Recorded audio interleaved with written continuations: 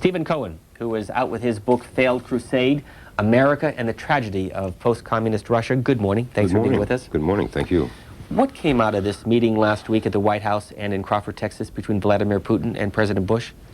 I guess it depends on where you sit. If you feel that the events of September 11th, this attack on the United States, that nightmare created an opportunity for a new kind of American-Russian relationship beyond the war and the cooperation in Afghanistan, then it was an unsuccessful meeting. And the reason is that Russian President Putin has come a long way down the road toward us. Everybody was amazed that he was so cooperative after September 11th. And he helped us in ways that have outraged his own political class. Therefore, he needed us to move toward him. And we did not at that summit. And as a result, what the Bush administration hoped would be the Crawford Accord, a grand strategic agreement about nuclear weapons and the anti-ballistic missile treaty, didn't happen. And I would judge, but people might disagree, that when Putin left, he left behind more disagreements between himself and President Bush than he did agreements. And that's not good news for the United States, and it's not good news for Putin, particularly after he got home. Along those lines, you write in your book that Russia will continue to pursue good relations with the Western powers, but will that be enough to satisfy American ideological expectations if post-Cold War divisions emerge between the U.S. and its NATO allies in Western Europe? Russia will have significant diplomatic and economic opportunities. Can you elaborate? Well, I wrote that before September 11th. I think, well, let me see how Russians think. It doesn't matter what I think. Russians don't think of the West as being Europe and the United States, but they think of the West as being Europe on the one hand and the United States on the other. And there's a long debate inside Russia about whether or not Russia's a European country. But the United States is not a European country. Much of Russia thinks it is a European country. Russia is. And therefore, Putin's original diplomacy, after he came to power and was elected in the year 2000, was toward Europe. He speaks fluent German. Because he was a KGB agent in Germany, he was fluent. And a month or two ago, he actually spoke to the German parliament in German, which aggravated a lot of people in Russia, and they feel Russians should speak Russian when he's abroad. But in that sense, there was a lot of room for Putin to do serious diplomatic, political, and economic business with Europe without the United States. Russians have come to regard the United States as very difficult, demanding, hard to get along with. Now, then came September 11th, when it appeared that the United States and Russia would go together hand in hand, particularly in Afghanistan. That is still the case, but you can see what's happening in Kabul. The Russian-backed Northern Alliance is declaring itself the government of Afghanistan, and Russia has said it's sending a delegation to, quote, the legitimate government of Afghanistan. That is not the position of Washington at the moment. So already, the political conflicts of this coalition are coming to the surface. And that would not be so important, I think, had the summit with Bush been a great success. To end with this point about Europe, I think as we talk, Russia and Europe see this so-called war against terrorism and the problem of Afghanistan somewhat differently does the United States. Last week, as you know, we were talking about how the Bush administration did not want the Northern Alliance to move into the Afghan capital. Obviously, the city fell, and now this morning we're reading the remarks yesterday by Condoleezza Rice, which is in essence saying a UN coalition government must be formed. So how does that equate with what you just said with Russia? Well, you have to do a little bit of speculation. As a Russianist, well, let's go back. Rabbani, the leader of the Northern Alliance, is in Kabul, and he was the president before the Taliban took over. Russia has said he and it, the Northern Alliance, are the legitimate government of Afghanistan. The United States is saying, let the legitimate government be formed by the United Nations. Putin has endorsed that American view. Let the United Nations do it. But it's not clear that Putin is really in control of Russia's relations with the Northern Alliance, because long before the attack on the United States, the Russian military created, supplied, and trained the Northern Alliance. They are really very close to the commanders of the Northern Alliance. So I would say at the moment there's a dispute inside Russia about whether Russia's... I mean, remember, Afghanistan is a neighbor of Russia. For us, it's a country very far away that's created a problem. Theoretically, we can go home and forget about Afghanistan, as we did once before. Once we solved the problem, Russia can't get away from Afghanistan. Therefore, the Russian political class feels that at a minimum, for what it's done to help the United States, it wants maybe this is too strong, but something akin to a pro-Russian regime in Afghanistan. What's the premise of this book? Why is it called Failed Crusade? Well, the premise of the book is that with the end of the Cold War and the end of the Soviet Union in 1991, instead of seizing that opportunity for a truly post-Cold War relationship with Russia, the United States, and particularly the Clinton administration, adopted what I call a missionary policy. Tried to transform Russia into a replica of the United States, sent economic advisors and political advisors to teach Russia how to do markets, how to be capitalist, how to organize political parties, how to have elections. And in my mind, this began to look like an old religious crusade, and it failed. So I called it the Failed Crusade. And you are pretty harsh in the Clinton administration. You say that the President Clinton put America on the wrong side of history in post-communist Russia. Yes. And it makes me very unhappy. I've been studying Russia, visiting Russia, having Russian friends for 30 years. I want my country, the United States, to be popular, liked, and admired in Russia, and as a result of these missionary policies, which, if they did not cause, were accompanied by the impoverishment of at least half the Russian population in the 1990s, a great anti-American backlash emerged, worse than I've seen in my life, even during the Cold War, where we looked like people who didn't care about ordinary Russians. Not merely missed opportunities, but politically reckless. Yes. What specifically was reckless? What was reckless is that as we were, and I trust that our viewers will remember, these economic policies that we pushed on Russia through the International Monetary Fund and the World Bank and our Treasury Department were called shock therapy. We were applying shock, that is destabilizing measures, to a fully nuclearized country.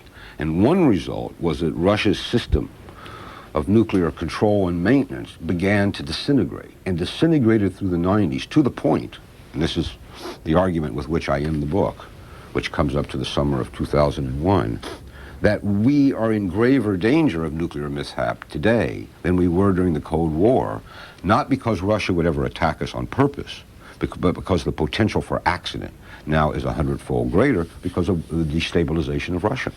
We're talking with Stephen Cohen, who is the author of Failed Crusade. He's also a professor of Russian studies. Our phone lines are open. We are dividing them regionally at 202-737-0001 if you live in the Eastern or Central time zones. For those of you in the Mountain and Pacific time zones, 202-737-0002. And for our international viewers, 202-628-0205. This past week, and this is how it's written this, in the Washington Post, in the style section, a summit of style over substance. And Karen DeYoung and Peter Baker, who wrote the story, called it a meeting that was marked by an extraordinary display of camaraderie between George and Vladimir. However, it did little to institutionalize their goodwill in anything more than an agreement to keep talking about a range of outstanding issues. And as you respond to this summit, I want to show our audience again this, I don't know what to call it. Camaraderie. But it was a town hall meeting in Crawford, Texas, at the high school there. And both seemed to be, as the Washington Post put it, getting ready to appear on one of the late-night comedy programs. Yeah.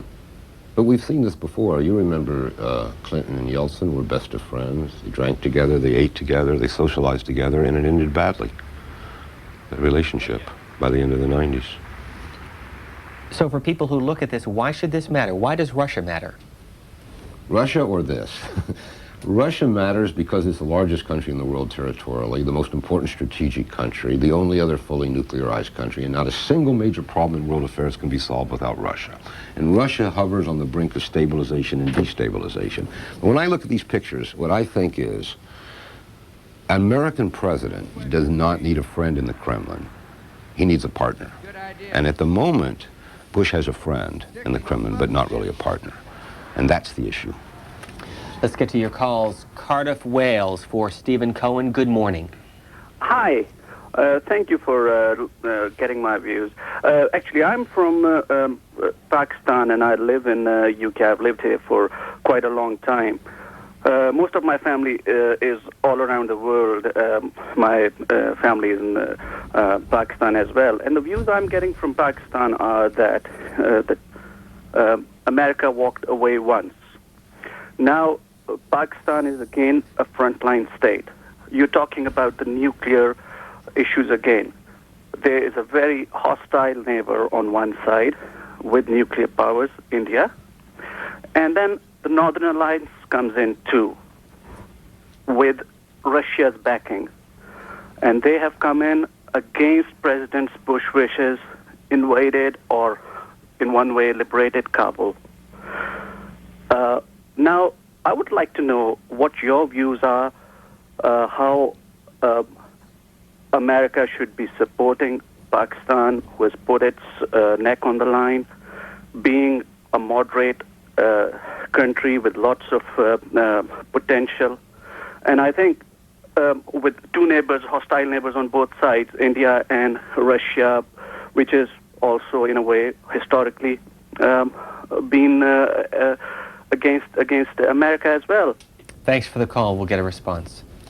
Well, it's a good question. It's a complicated question, and I'm sure the caller in knows more about the situation than you and I do because he's from Pakistan. It's true. The United States is caught between, in this case, Pakistan and Russia. Russia wants the Northern Alliance to be the government, or at least the pivot of the new Afghan government, because the Northern Alliance was created by Russia. Russia has good ties with it. It fights with Russian equipment. Its supplies come from Russia. It's been trained by Russia. Pakistan does not like the Northern Alliance. The United States has to find a way to bring Russia and Pakistan, the United States beats both countries, together on this issue. What unites these two countries, the three? What should they agree on? The danger of destabilizing that region, including Central Asia, with nuclear weapons all over the place. It's an unprecedented danger to destabilize such a region, Pakistan, the former Soviet territories of Central Asia, because of what's happened in Afghanistan, would create all sorts of nuclear problems, and I think that is what Pakistan, the United States, and Russia have in common. They don't want that to happen. And if that's not enough to drive them to work together, I can't imagine what would be. Our guest, Stephen Cohen, is also a contributing editor to The Nation magazine. I'm going to date you now, but you've been a professor of politics going back to 1968 at Princeton University. I began at Princeton University. I was at Princeton for 30 years, and in 1998 I left Princeton and went to New York University because I was driving on the New Jersey Turnpike all those years. I was living in New York, and it turns out that the New York subway is safer. Why did you get interested in Russia? It was an accident, actually. I was living in England at 18 years old. I had $300. I was saving up to go to Spain to watch the Bulls run, which is what young boys of my generation did after reading Hemingway. I was walking around Birmingham, England one day, and I saw go to the Soviet Union for a full month for $300, whereas I could have gone to Spain for about 3 days. I got on a ship with retired British pensioners. I carried the luggage. They were 60, I was 18. And I went to 5 cities in the Soviet Union. It was the end of the 50s. Russia was awakening from Stalin's terror. I grew up in Kentucky, had never seen anything like it. I realized there was another civilization. It was fascinating. I went back to the university where I was a student, Indiana University. By chance, they had a Russian studies program, and I was hooked. Next call comes to us from Watertown, New York, for Stephen Cohen. Good morning. Good morning, and thank you for C-SPAN. I voted for Bush, and I think he's doing a good job, but I kind of cringe sometimes when he speaks, and I worry about the errors he made. When I wonder what Mr. Cohen thought. Maybe he's cleverer than I think he was, or maybe he made a mistake as far as Bush was concerned. When Putin and he were having their kind of love fest, he referred to St. Petersburg, Putin's hometown, as one of the most beautiful cities in Europe. Do you think that was intentional because of the way you spoke earlier about the Russian-European relationship? I'll hang up now. Thank you. Thank you. No, I think Bush's remark about St. Petersburg was intentional. He was told that Putin is a native of St. Petersburg, which until 1991 was called Leningrad, that Putin's very proud of his hometown. And I think it was his way of showing Putin that he can relate to Putin's background as much as Putin tried to relate to Texas. So I think it was a human and politically diplomatic correct thing to do. Dave Montgomery, who writes for Knight Ridder News Service, has a story inside the Philadelphia Inquirer, and the headline says Putin wins solid reviews for his U.S. visit, quoting from the article that the Russian president returned home Friday with flattering reviews for his 3 days of meetings with President Bush, winning praise for a measured performance that accelerated U.S.-Russian relations without acceding to American demands for a missile defense system. Those were the media that he controls. and he controls a lot of media in Russia, television and newspapers. Russia has a system of newspaper publication rather different. We have major newspapers on Sunday. Russia does not, nor does it have papers on Monday for the most part. Why not Monday? It's just a long tradition. They publish 5 days a week, basically, newspapers. On Tuesday, the newspapers will come out all across the political spectrum, and at least 2/3 of those newspapers will give Putin bad reviews for coming home empty-handed. Why is that? There's a mindset in Moscow that's very important for Americans to understand. It's called the Gorbachev-Yeltsin syndrome. And in the policy class of Russia's view, Gorbachev gave the West everything it wanted, a united Germany and NATO. Yeltsin gave the West everything it wanted, NATO expansion, excuse me, the war in Kosovo.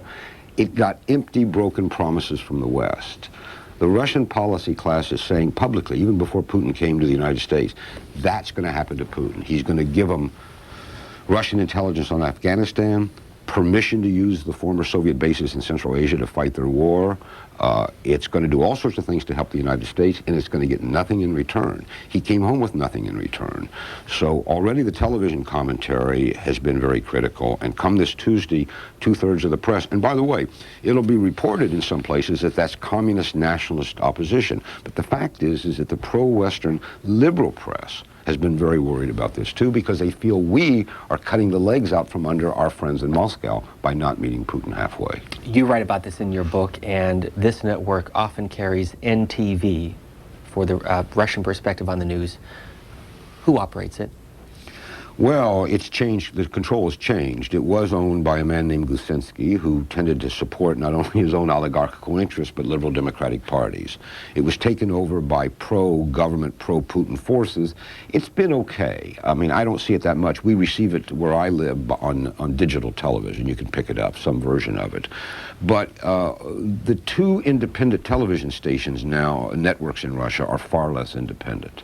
A chill has become upon the particularly because there's more freedom of expression in the newspapers than it is on television. But as in America, about 85% of Russian citizens get all their news from television, so it's the crucial media. Next is Little Rock, Arkansas. Good morning. Good morning, Mr. Cohen. I appreciate your discussing this.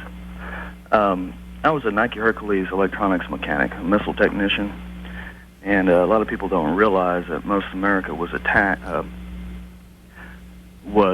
pretty much defended back in the late 50s, early 60s, 70s, and because of the ABM treaty, we've left ourselves totally naked. And because I was in the military, I thought we might have had some tricks up our sleeve. But when I saw that plane hit the Pentagon, I said, oh, yeah, we totally are vulnerable. What do you think about the ABM, withdrawing from the ABM treaty? I think it'd be a great idea. Thanks a lot. Bye-bye. Well, I wouldn't jump off a ship until I had another ship to get into or some other way to float. It may be, as President Bush says, that the ABM treaty is out of date, but it remains the cornerstone of nuclear security. All the other treaties have been built upon it. So I think until President Bush and President Putin can agree on either a revised treaty, which I think is possible, or a substitute, we ought to stay in it. For me, the lesson of September 11th is somewhat different. First of all, it was a fantastic failure of intelligence. I mean, here was an operation against the United States that was in the planning for a year or two in 5 or 6 countries, and there seems not to have been the slightest hint of it picked up by our intelligence services, so that has to be evaluated. The second thing that we should learn from September 11th, in my judgment, is there no longer is any such thing as a superpower, because superpower would imply that we can protect ourselves, that we're not vulnerable, like weaker countries. When the Soviet Union went away, we said we are the only superpower. We pounded our chest, and we forgot just how vulnerable we are. And the fact that we aren't really a superpower in that sense any longer is why we need to come to grips with countries like Russia and take into account their interests as well as our own interests. I don't think we've done that yet. We still have the attitude Russia should come to us, not that we should meet somewhere halfway. I think that's what you saw in Crawford. We were not willing to give an inch on the ABM treaty, NATO expansion, or other things. And Putin's simply not a free agent to say, take what you want. I don't need anything in return. So what we did was, in the end, we walked the walk. We talked the talk, but we didn't walk the walk. So those issues remain on the table. What happens next? I think the ball is in America's court. I was told yesterday, I'm here in the Washington area for a conference of people who study Russia. There were a number of people from the government there. I was told that Bush himself was quite surprised that he didn't get what he wanted at Crawford, and that he's asking, I don't know if it's true, but that he's asking his advisors what went wrong. But I could tell him what went wrong. You can no longer expect the Russians to only give. You've got to give something in return. Nothing was given. Now I think the United States has to give something. And what is that something? What do we need to give Russia? Well, the most immediate thing, if we really want a big compromise, is we could come to an arrangement whereby the Russians would allow us to test missile defense, which President Bush very much wants. That would involve a reinterpretation of the ABM treaty. The Russians would agree to reinterpret it. Any clever lawyer can do that, or you can amend it.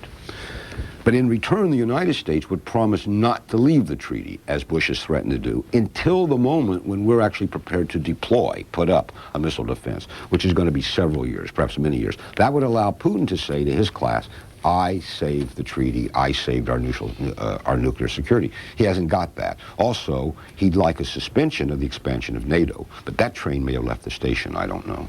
By the way, that hour-long discussion with students in Crawford, Texas, which took place on Thursday between Russian President Putin and President Bush, you can watch it in its entirety at 1 o'clock Eastern Time, 10 o'clock for those of you on the West Coast, here on C-SPAN today. Next call is West Palm Beach, Florida. Good morning. Good morning. I have a question for Mr. Cohen. Russia's goal is to reach the southern shore, either to the Persian Gulf or the Arabian Sea, and with Northern Alliance, they're halfway there. Don't you think it's extremely important for us to engage Pakistan and Iran and try to bring them into our influence? I do, sir. I agree. We should engage Pakistan and we should engage Iran. As you know, Russia has a very good relationship with Iran at the moment. It's selling it lots of weapons. I don't agree, though, that Russia's drive to the sea is what's animating Russian policy. At this moment, given Russia's weakness, what Russia wants above all is stability on its borders, including its southern borders and including the whole area of Central Asia. Given stability, Russia will, for a generation, be satisfied because they're so weak at home. The Russian economy is half the size it was in 1990. They need to rebuild. They're still locked in a Great Depression, despite all these stories about Russia's economic recovery. The price of oil is down to $17 a barrel today. If it drops another $2 a barrel, Russia will be in a terrible budgetary crisis. So Russia has interests far greater than reaching any sea or ocean. Winfield, Alabama, for Stephen Cohen. Good morning. Good morning. Mr. Cohen, you just mentioned something about a massive failure in intelligence. I agree with you entirely. But I think that we should think long range on this. People now are complaining because George Bush signed the order to have military trials. But they don't realize that in open court, how would they like to sit on a jury that tried some of, like Al-Qaeda? And you would have to give away your intelligence sources in open court. Thank you, caller. I take your point, ma'am. Obviously, there's a very thin but crucial line here between not abandoning what we cherish as civil liberties and protecting our intelligence sources. The problem is that these sources have been inadequate, and something has to be done about it. Louisville, Kentucky, the home state of Stephen Cohen. Good morning. Indeed. Good morning. Thanks for taking my call. I've been listening with interest the comments that Tony Blair has been making about not only about the terrorist attack, but also about his view on world affairs and how we treat each other in other countries. And one of the things I find interesting is that he seems to have a very good grasp on what's going on in the world, and that we can't really force the West, we being the West, can't really force other countries to do our will, but that we need to take a step back and look at the way we treat these other countries and helping them and going hand in hand instead of trying to, I guess, cram our wants down their throats. And I feel like that's what the United States has been trying to do with Russia. in constantly trying to get them to do what we want them to do instead of what's in the best interest of Russia. And I wish that, I don't feel like, and I wish that President Bush had a little bit more worldly view on that instead of what I see as kind of the arrogance of the United States towards other countries. Thanks, caller. I guess there's something about being from Kentucky. We agree on that. On the other hand, President Bush is a young president in the beginning of his presidency. He may very well change his policy toward Russia, and I don't think any condemnation is in order yet. Let him sort out what went wrong during this meeting, and maybe they'll reach the right conclusions. I just go on to say that I agree with you about Russia's interests, but I believe that we're at a moment in history where Russia's interests and our own interests coincide. But to make them adhere and to make them produce a mutually good result, we're obviously going to have to make what we call concessions. We cannot have everything our own way, and we'll see what happens. In the Weekly Standard, Stephen Schwartz has the story that we often heard that line from the Reagan administration, trust but verify. Yeah. And last Friday in the Washington Post, the editorial says commit to paper, and in essence what the Washington Post editors are saying is that it's good that Mr. Bush and Mr. Putin are talking and looking at each other in the eye. Now they still need to write it down. Well, let's don't lose the irony here, right? Putin is Reagan. Bush said, look, let's make a big arms control agreement, and since we're now buddies, we've been down on the ranch together, I give you my hand. I'm an honorable man, and we're in Texas. Man's hand is his honor. And Putin said, well, I think we should write it down because we want to verify. So the odd thing is that President Bush is in the position that the Russians took when Reagan was president. There was no need to write everything down. And Reagan insisted on detailed, verified treaties, and that's the position Putin is taking in opposition to President Bush now. So we have a reversal of roles. Why doesn't the president want to write it down? Well, I mean, to be fair to him, there's a valid reason. He doesn't want long treaty negotiations that have to go through a long process of ratification by the Russian Parliament and the American Senate, because these things can take years. And I think he's right. There's an urgency. We need to cut these weapons. We need to do it quickly. But there's space between having a formal negotiated treaty that takes years to negotiate, write up, and ratify, and writing things down. There are other ways of having written agreements. And look, how long will Bush and Putin be presidents? We're talking about cuts that are supposed to take 10 years. Neither of them are likely to be the president in 10 years. If it's not written down, what if Bush's successor, Putin's successor, says, I didn't shake the man's hand. I didn't agree to this. I don't like it. I'm not going to do it. So it's in everybody's interest to write it down, obviously. Our next call is from Naperville, Illinois, for Stephen Cohen. This, by the way, is what the book looks like. It's the paperback edition called Failed Crusade, America and the Tragedy of Post-Communist Russia. Good morning, caller. Yeah, good morning. I think you're being a little too hard on Bush. I think he's handled this brilliantly.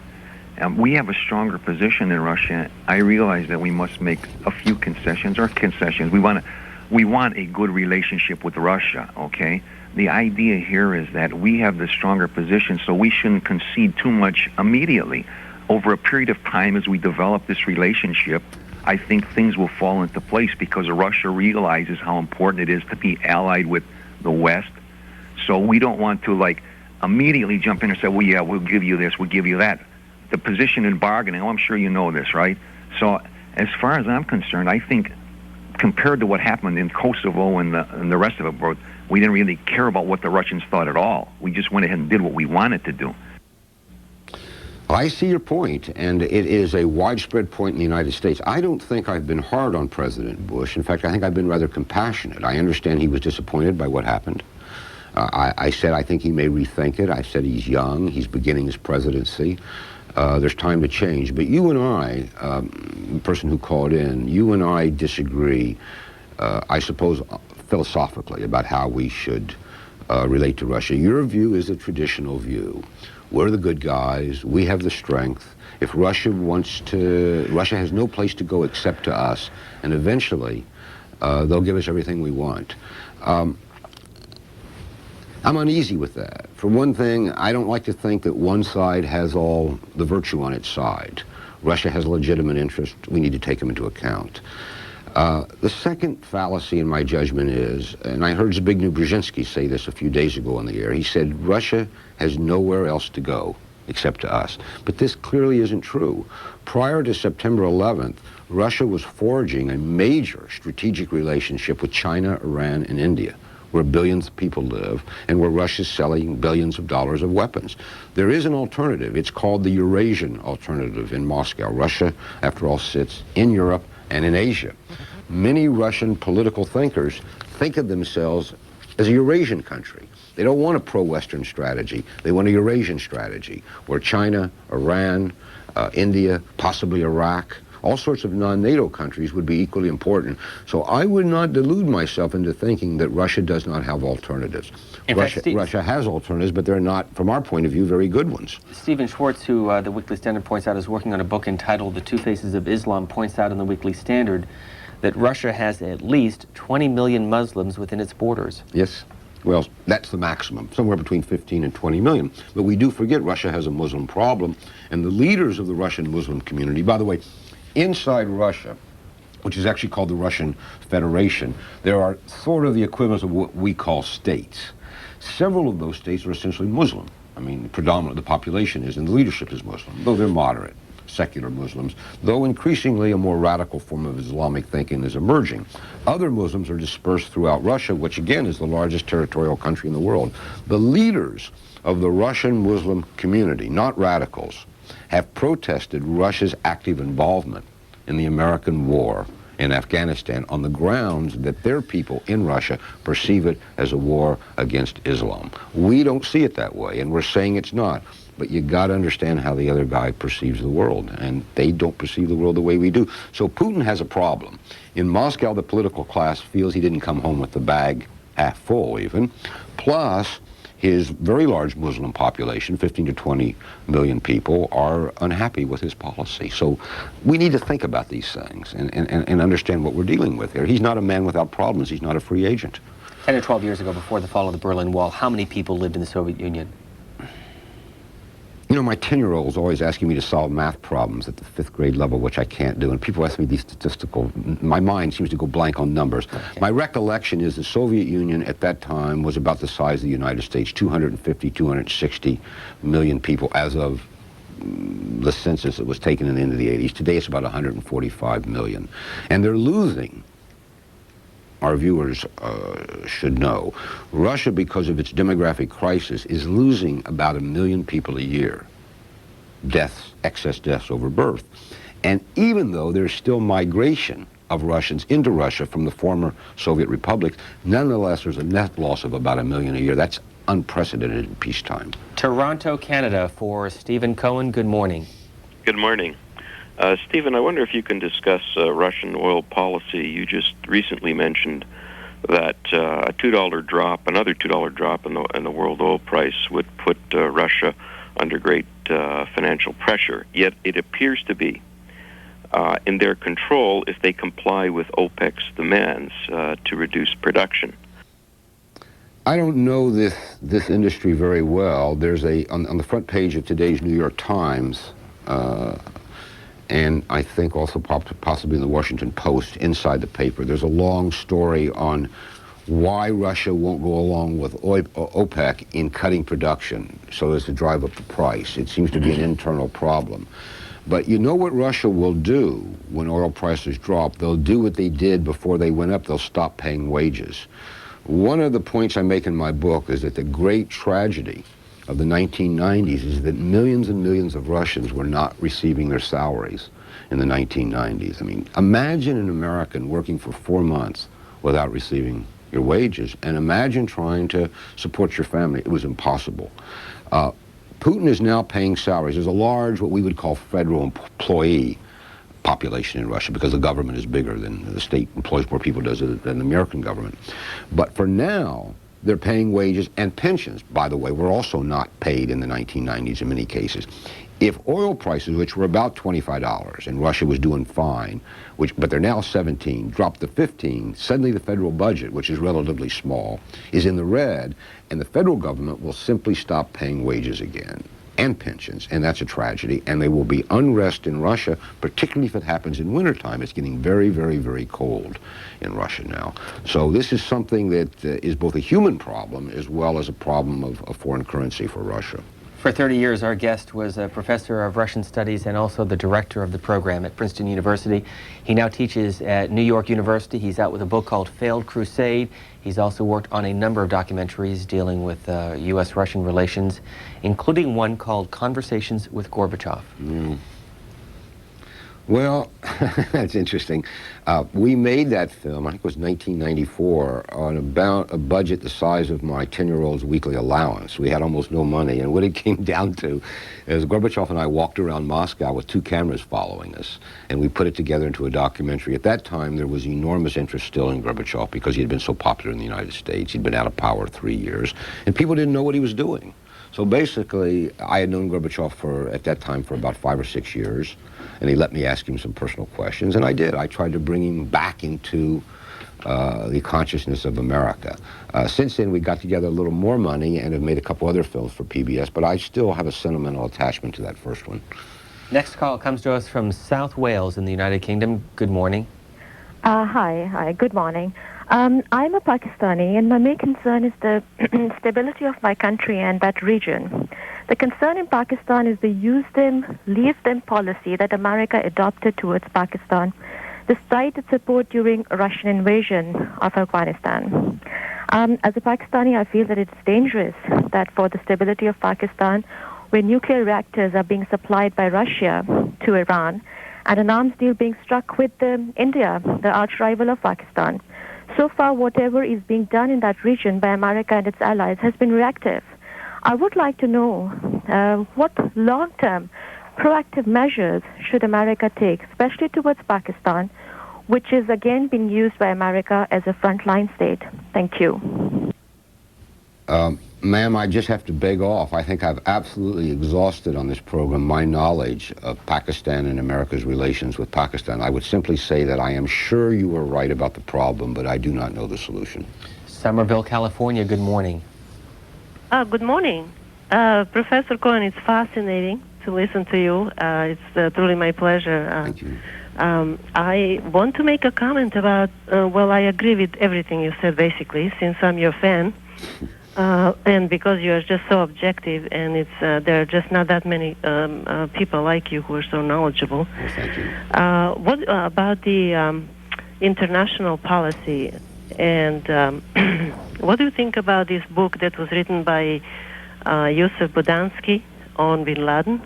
How objective that book is? In terms of, seems like we knew these guys quite well, and we trained them, armed them. We knew they had terrorist cells all over the world. And it's somehow, if that is true what he's writing, then it is truly very catastrophic that we did not really protect ourselves. Thank you, caller. I haven't read the book, and I don't know enough about bin Laden to evaluate the book if I did, but and thank you for your kind remarks. I should say that you think I'm objective, but of course people disagree with me, think I'm not objective, but I appreciate your vote of confidence.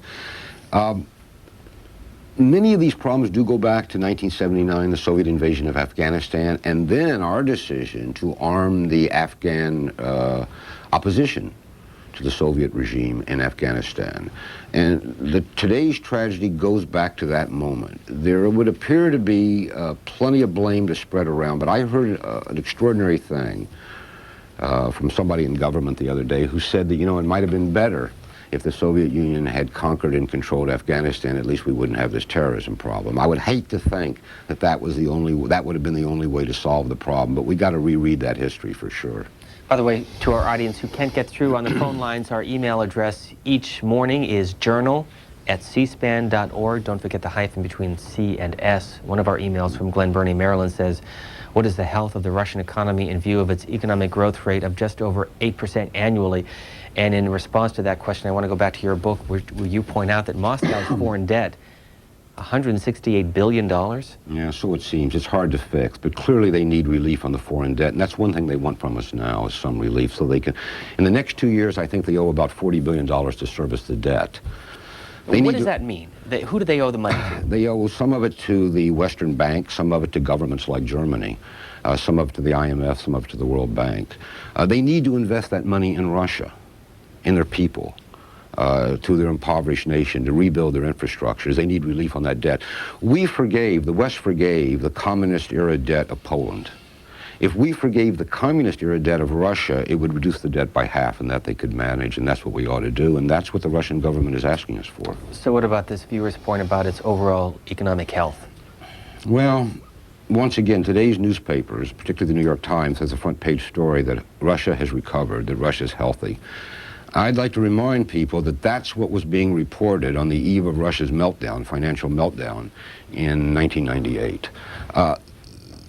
The thing to keep in mind is that all these statistics about Russia's resurgence are based on an exceedingly low figures of 1998 when the country collapsed. So if you start at 0 and you go to 5, it seems like a lot. Bear in mind that about half the Russian population still lives in poverty or very near the poverty level, that there's very little investment in Russia, and that it is still locked in an economic depression, worse statistically than was ours of the 1930s. That's the underlying reality of these rather bubbly figures we're getting about Russia's finances today. And again, if oil prices drop, I think that bubble will burst. Good morning to Boca Raton, Florida. Go ahead, please. Good morning. This is Bob. I think the magic word in this thing has been brought up several times here. It's oil. And I think the guest indicated he doesn't know much about that industry, but he should look into it, because I think this could be the key to what Russia or U.S. can give Russia. Thanks, caller. I take your point, sir. San Jose, California. Yes, hi. I just want to start off by saying you guys have a great forum going on here. My question is to Mr. Cohen, and it is, what is Russia's interest in Afghanistan? Do they want a post-communist country in Afghanistan, or is it just to conquer Afghanistan for their own benefit and reap the oil? You know, reasonable people can disagree about this, but as I said before, I think Russia's priority, and that it would settle for this, is stability, that no threat to Russia or to the former Soviet Central Asia would come from Afghanistan. Now, that threat has taken several forms, including narcotics. It's one of the largest conduits for drug trafficking in the world. Russia wants that stopped. Russia feels it's just as vulnerable as we are, even more vulnerable to terrorism. So it wants an end to terrorism in Afghanistan, it wants an end to drug trafficking, and it wants stability in Central Asia. Those are the criteria by which it will judge and help shape a new regime in Kabul. I don't think that's unreasonable, and I think it's in America's interest as well. We don't want the drug traffic, we don't want the terrorism, and we certainly don't want instability in Central Asia. So there is plenty of room for the United States and Russia to work together. When and why did Soviet troops move into Afghanistan? Historians are debating this. We're getting new archive information. What we know is 4 guys made the decision. 4 elderly leaders of the Soviet Union added dacha based on strange intelligence reports that the Soviet-sponsored regime in Kabul was going to be overthrown and that the Americans were already operating. And by the way, Zbigniew Brzezinski has revealed not long ago that in fact we did have CIA operations going on in Afghanistan even before the Russian invasion. Which explains all these caves that were built in part with CIA intelligence? I don't know, I guess.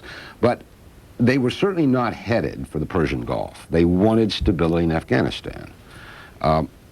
They invaded because these 4 elderly leaders were told, not by the military, but by the KGB intelligence officials, the civilian intelligence officials, that Russian troops could stabilize the situation in a month. And they were there 8 years. They lost thousands of people. They killed millions of Afghanis. It was a tragedy for everybody, and it was a grievous mistake. And what was the time frame? Well, they went in '79, and Gorbachev finally got them out. Was it when they crossed that bridge? Was it 88 or 89? I forget, but they were there almost a decade. You know, they say in Russia it was their Vietnam. It was their Vietnam in the sense that it was a grievous mistake, it was a quagmire, and it had profound domestic repercussions. It alienated a lot of people.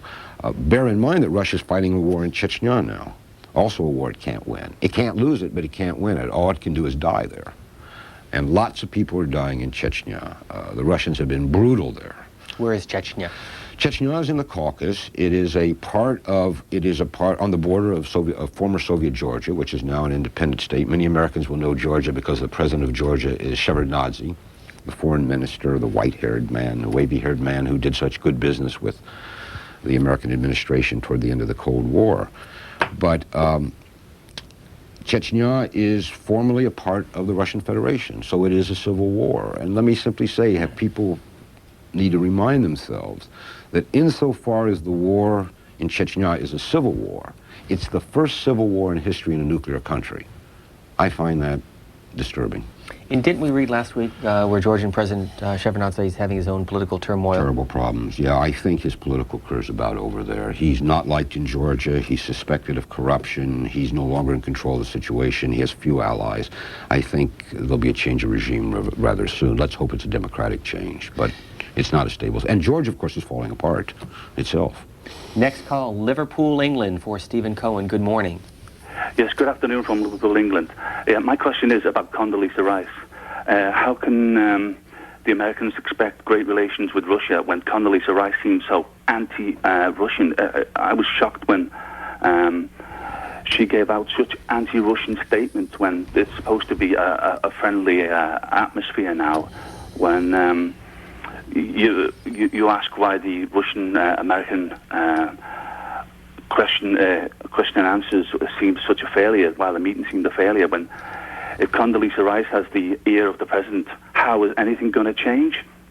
And how can you give back to Russia something when they give something to America, when the people in the certain administration would like to keep Russia under their thumb or on the back burner, so to speak? Thanks, caller. And the quote from Condoleezza Rice yesterday is that nobody is declaring any victory at the moment. Referring to Afghanistan or the summit? Referring to Afghanistan. Yeah. Well, I think, the answer to your caller's question is that as usual in an American administration, and I suppose in all governments, there's a divided opinion about what to do about Russia. I guess, but I'm not sure, that Condoleezza Rice is on the side of what we used to call hardliners, but I'm not positive about that. I guess what you do is you hope the people who share your point of view of a more flexible, negotiating, giving point of view prevail, and that will be ultimately a question for President Bush to decide. I'm very impressed, to tell you the truth, by the way history has put opportunities and challenges at the doorstep of this president. I think for a person who's written biography, as I have, the question of leadership is fascinating, and it's going to be very interesting to watch President Bush make his decisions. And one of the decisions he will have to make, because ultimately the buck does stop with him, is which of his advisors he's going to listen to. Ultimately, he's got to make that decision. And I think there is no more pressing issue, no more pressing decision than Russia. I think that President Bush has a chance to enter history, along with Putin, as the men who forged a truly post-Cold War relationship between these two countries. I worry it's not going to happen, but I have not yet concluded that this issue is over.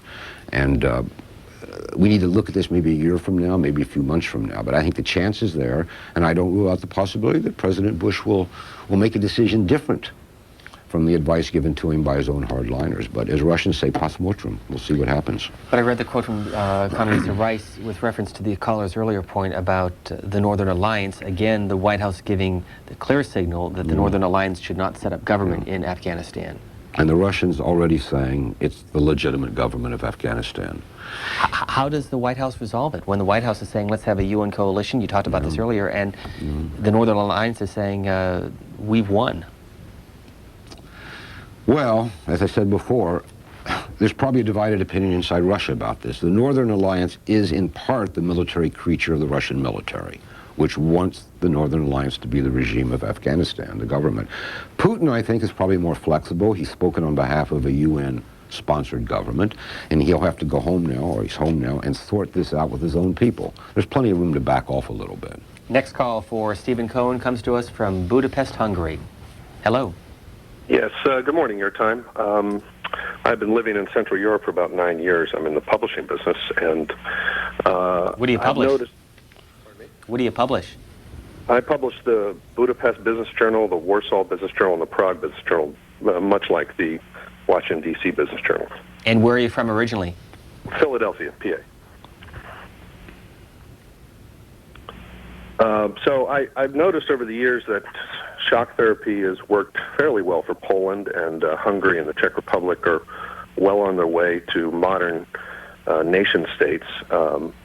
But it seems that what I've learned about Russia, and I've traveled there a bit, is that over the last 15 or 10 years that the IMF and the World Bank in particular has dumped a lot of our taxpayers' money into a system that is wholly untransparent and fairly corrupt, and would like to know what Mr. Cohen thinks about the practices of those organizations and really not asking the hard questions. And I also hear that you can often see the cash go into that system and then quickly back into Swiss bank accounts, and I wanted to know what he thought of the Swiss banking system, and will it be made more transparent?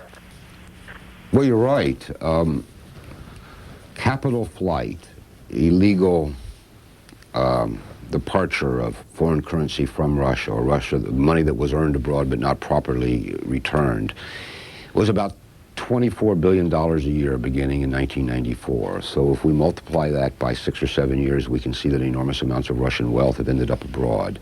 Some of that corruption was abetted by American policy. Not that we set out to create corrupt people, but the policies we urged on Russia in themselves were bound to breed corruption, and that's got to stop. But corruption is certainly a cancer eating at the heart of the Russian economy and the political system as well.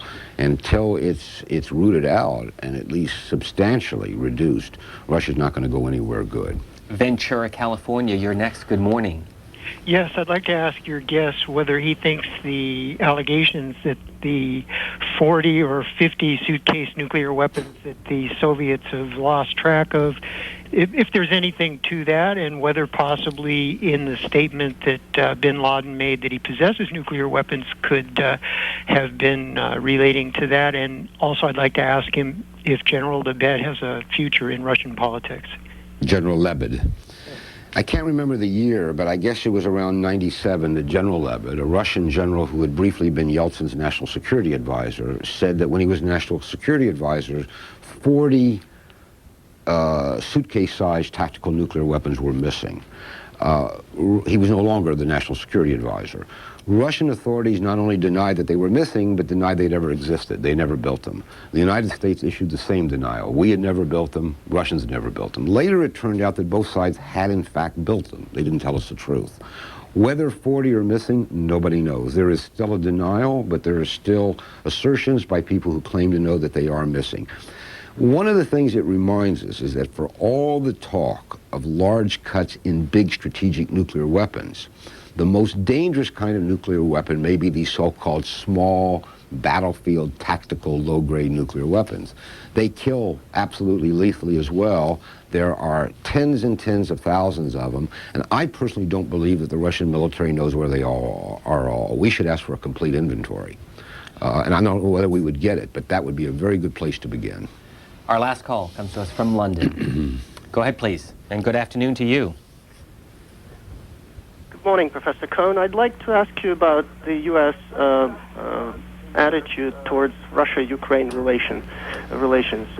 It seems as if the stance adopted in the West until very recently was viewing Ukraine very much along the lines of Mr. Brzezinski's philosophy of creating a buffer against Russia's influence in Europe. In my opinion, it smacks of paranoia, and it probably is counterproductive. What kind of attitude do you think the United States can adopt in this respect to suit both its relations with Russia and Russia-Ukraine politics, and most of all, the interests of Ukrainian people, Russians, and Europeans? Thank you. Russia and Ukraine have such a complicated relationship. Half of Ukraine wants to be with Russia, half doesn't. Russians themselves are divided. Some Russians believe that Ukraine is really Russia and ought to be back where it belongs with Russia. Others believe, no, let Ukraine go where it wants. It is so complicated that I believe we, the United States, should let Russia and Ukraine sort this out. It's between those two countries, those two people. Ukraine owes Russia billions of dollars for energy. That's a reality. Ukraine cannot live without Russia. I think we got to let the two of them sort it out. And I think in a peaceful circumstance, without us imposing our will or trying to, or threatening as we have to bring Ukraine into NATO, I think it'll be a peaceful, equitable, stable solution. Probably some kind of economic union, but not political reunion. And that'd probably be stable and good for everybody in the end. So as a way of concluding what you write about in your book and what you've been talking about over the last hour, what next do you think President Bush needs to do? I know I'm sounding like a broken record, but imagine a road.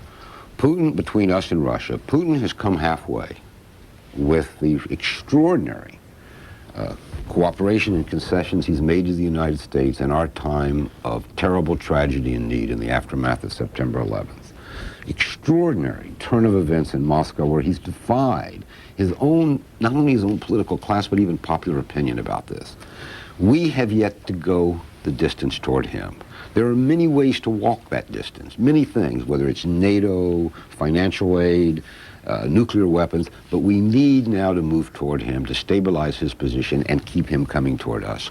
That's what Bush needs to do. There are many ways to do it. I think in some ways it's a mindset. It's a philosophy of foreign policy. It's a leadership question. Professor and author, the book is called Failed Crusade, now out in paperback. Our guest has been Stephen Cohen. Thank you. Thank you. My pleasure.